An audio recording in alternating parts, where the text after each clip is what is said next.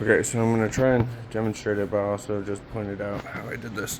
My fridge was stuck. I couldn't get it out. You can see it's as tight as shit. So I just hooked it on these feet, but you can get it on top of it, so it's wrapped around real good. And then I just kind of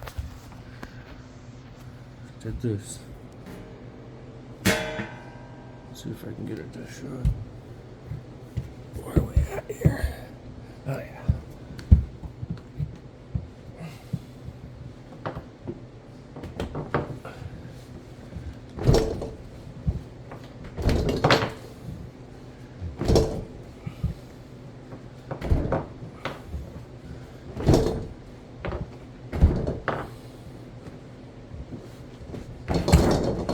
There we go.